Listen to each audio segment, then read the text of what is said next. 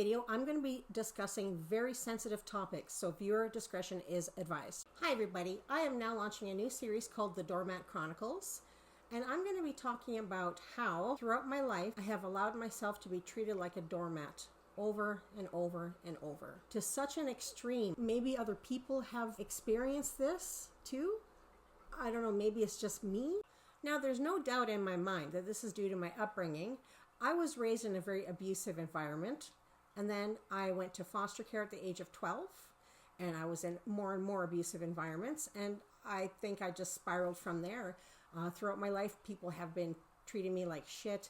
I have been a pushover, people pleaser, generous, and continually taken advantage of.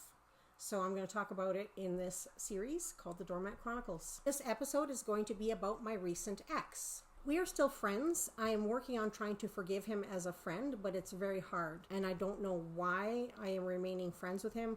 Like, the ship has sailed. I will never date this guy again. He really wants to be friends, and I do care for him as a person.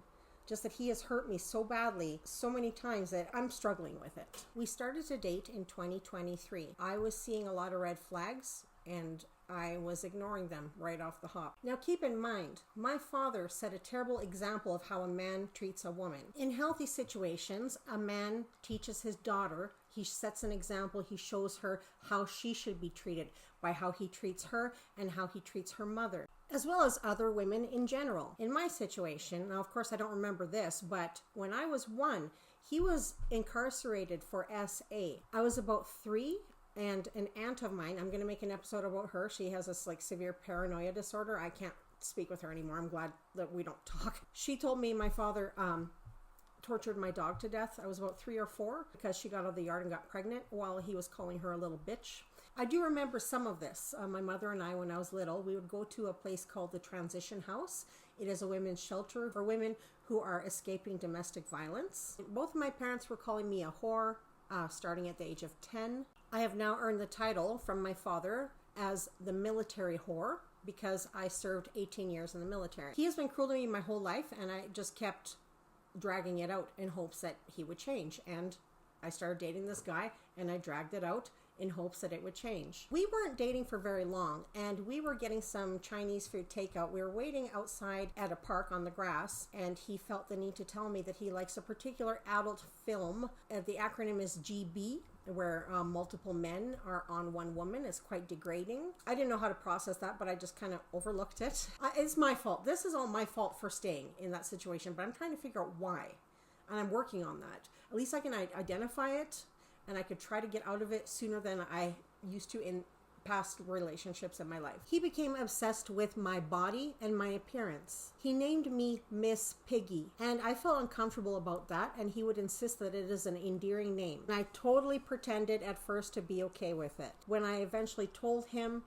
that it really bothers me and hurts my feelings, he got upset. He started to huff and puff, and then he said that I have too much time on my hands. First, he convinced me to try intermittent fasting. I would report to him on a daily basis whether or not I succeeded at intermittent fasting and for how long did I exercise that day. Then he tried to get me to do the Christian Bale extreme diet. This actor starved himself basically for a role in a movie called The Machinist. He became very, very sickly thin, and it was by eating 1 can of tuna and 1 apple a day. And so I don't eat raw apples, so he told me pears are fine, and I didn't feel good about this. It's 240 calories per day, but I did try to do it. I don't think there's anything wrong with not being attracted to somebody because of their size, their appearance. My issue is that he dated me, he didn't like how I looked, and he hounded me to change myself.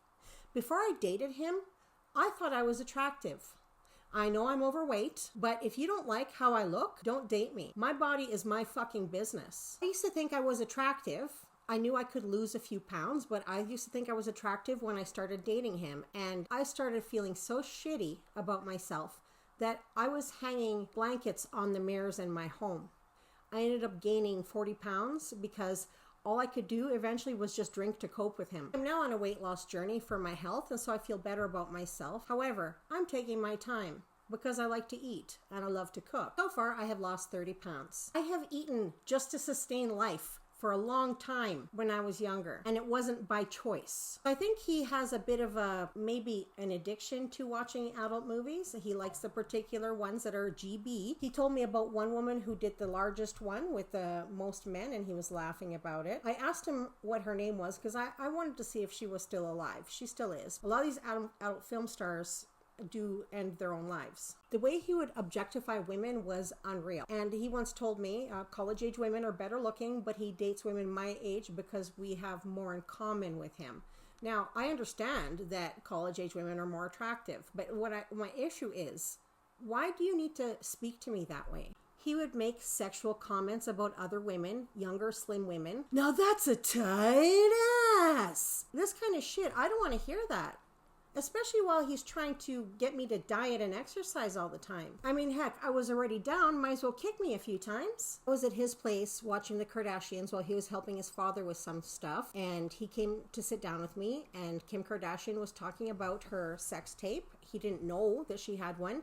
He got very excited and said, Kim Kardashian has a sex tape? I would love to see that. So the way he viewed women was like a teenage boy, totally objectifying them all the time, just pieces of meat to screw, I guess. And then there is the sponging. Now, I don't know if he was unintentionally doing it. I would like to think he was, but I think anyone with an ounce of common sense knows that what he was doing was wrong. He does live directly next door to his parents' house, and he eats there all of his meals.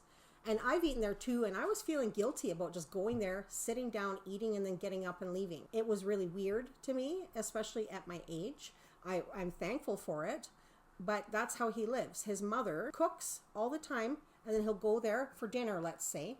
He'll sit down, eat, get up, and leave with his lunch packed for the next day. Turns out that he started staying at my place, and I was doing that for him, and I was paying for the food. He did contribute a few times, and then I guess he just decided not to anymore. The commute to his workplace from his place is about 45 minutes.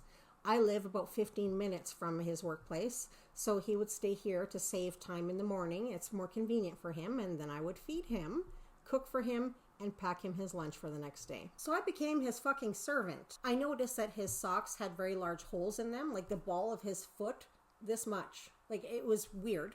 I don't know why he would wear socks with such large holes, and I ended up buying him a package of socks. Also, his t-shirts were see-through, so I ended up thrifting some really nice t-shirts for him. I mean, I'm embarrassed of this. I can't believe I was doing that. Turns out he's just really, really cheap because he likes to hoard money to buy solid gold coins that he's going to leave for his sister when he passes. Family first. You know what? That's great. Leave them for your sister, but don't put me at a financial disadvantage. And I'm going to talk about more of this. Like, he really put me at a financial disadvantage quite a bit so he could be cheap. He invited me to his cousin's acreage party. I don't remember exactly where it was, but it was quite a distance away. And I used to have a camper. I had to part ways with it because it had a lot of water damage. So I hooked up my camper. I filled my gas tank, and I bought the alcohol for the weekend. I just assumed he would offer to give me a few dollars to contribute. He did not contribute at all. He didn't offer me anything. And then on the way home, I specifically said, it costs a lot more to pull the camper. I need to stop at the gas station to fill up again. So we get to the gas station and he starts getting out of the truck. So I thought he was coming to the gas pump to pay. No, he started walking inside. I thought, okay, he probably has cash. He's going to pay the cashier. And so I'm waiting for the gas pump to be turned on. He then came out with a bag of chips and got back into my truck. He didn't pay for anything. Now, to add insult to injury, there is a large mall near his place, and he wanted to practice backing up my camper. So he got his brother to come with us, and I stood there and watched, and I was sad because here he is fucking didn't pay for anything all weekend. Now he's idling my truck for hours because he wants his brother to teach him how to back a trailer. Thanks. Thank you so much. Thanks. He used to have this Mercedes that was a piece of shit. It was a rickety, stinky, cigarette stinky, dirty piece of crap. This thing was literally a box of junk falling apart all the time, continually leaking. He was continually adding oil. It would leak all over my driveway. Thankfully, he cleaned it up after. And then the steering wheel started to shake when he would drive it on the highway. Now he has to drive it on the highway to get to work. So what does he do? He gives the piece of shit to his dad and takes his dad's car. His father is a very kind man. Both of his parents are very kind. And I felt bad because his car was missing a shock. Like, it wasn't in very good condition either. So who became the driver in the relationship all the time for months? Did he ever offer to pay for gas? No, he did not. He did give me some gas money one time when I drove him to work because his car was frozen. I picked him up and drove him to the dentist. I waited for him and then drove him back to my place. That was the time he gave me money for gas. After we broke up, I needed new tires for my truck. So I messaged him and I said, hey, since I was a driver of the relationship for so long, I had to pay $1,000 to get new tires. Do you want to pitch in? He didn't answer me. So I think I was the sole driver of the relationship for about 7 or 8 months while he used his dad's car. And it pretty much was expected of me. We would just go to my truck and I would always drive, and we would go out and he would order himself alcohol because, hey, he doesn't have his own car that works. So I'm driving, might as well drink while I watch. Now, I normally date men who have a profession of some kind. I have nothing against those who don't. Everybody's job is important. Everybody plays a role somewhere. However, I just date men who usually have a profession of some kind. That's what I like. He has no profession. We started dating. He was a laborer. He works for a construction company. He was promoted to a dump truck driver. He has his air brake. That lasted for 2 weeks, and then they demoted him because he was violating safety regulations. He was even kicked off of a work site. Sounded like there was one issue after another with him, and they took that job away and they made him a laborer again. It also included a decrease in pay, and he also didn't work for a few weeks because they were kind of stringing him along. So suddenly he had some financial difficulty. Well, it wasn't actually financial difficulty. It was just that he didn't want to cash in any of his gold coins. So he needed a roommate, and he didn't arrange for that by himself. His dad did. And he got his cousin to move in. My ex shares a house with his brother. They both are paying for it together. His brother lives in the basement suite because he wants the full garage. He's a mechanic. And he lives upstairs. He slept in the loft because he was living there by himself. But there are these 2 little bedrooms, one next to each other, and the cousin rented those bedrooms. So now he has a roommate with no bedroom. I think he was 50 years old at the time. We went out for my birthday and his brother got the tab. I felt really bad, so I made sure we paid him. He did give me a gift card for Sephora and a balloon and some flowers. I was very thankful for that. But let's just say when we would go out, he wouldn't be generous at all. He would treat me to a movie of his choice. There were times where I would peek in my purse to see what time it was and do the math. I'd Google inside of my bag so no one would see the screen because I didn't want to disrupt anyone in the theater. And I would look at how long is this movie and how much time do we have left.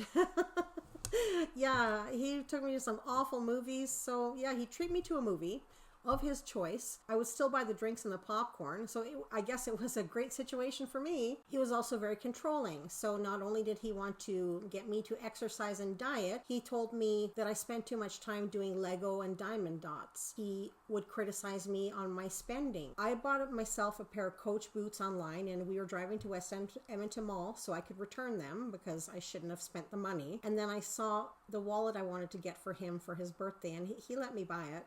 He was okay with me buying something for him, but when I would buy something for myself, he would criticize me. He would criticize me for spending money on myself, but he would wear socks with holes in them because he just wants to buy those stupid gold coins. Anyway, I'm at about 13 minutes now, and I thought I would make this in one episode. I'm going to have to make 2, maybe 3, because there's quite a bit more for me to tell.